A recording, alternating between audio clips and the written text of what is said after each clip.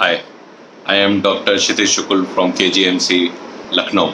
Today I am going to educate you about the second leading cause of blindness, glaucoma, which affects nearly 1.2 crore people annually in India.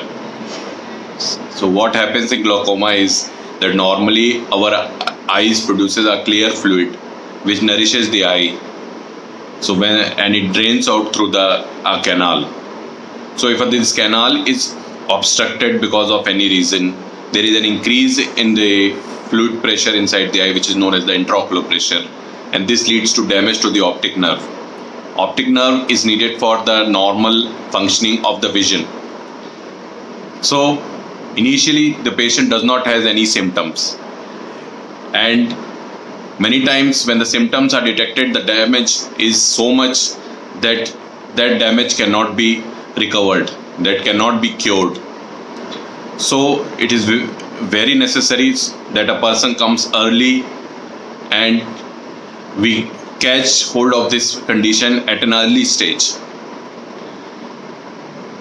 Any person can have this glaucoma, but there are few age groups, few risk factors, like if your age is above 40 years of age, you are having diabetes mellitus or hypertension, or you are having any previous injury, you are instilling eye drops, especially the steroid eye drops in your eyes for any pre-existing eye condition, or you are using steroids of any form, be it a cream you are using for a trivial skin condition, or using steroid inhalers for your asthma or bronchitis.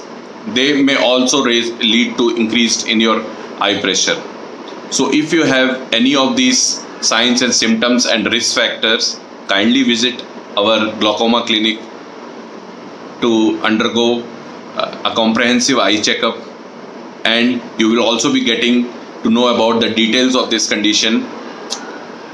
For the patients of glaucoma, I just have 3 things to tell: that if you are putting eye drops, make sure you are taking them regularly, putting them instilling and at a regular interval. Other thing, the second point, very important, that you have a regular eye checkup of 3 to 6 months according to the ophthalmologist, according to the severity of your glaucoma.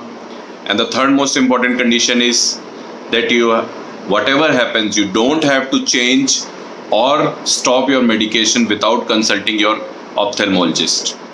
So if you follow these instructions and advice from me, you wouldn't be having any problem.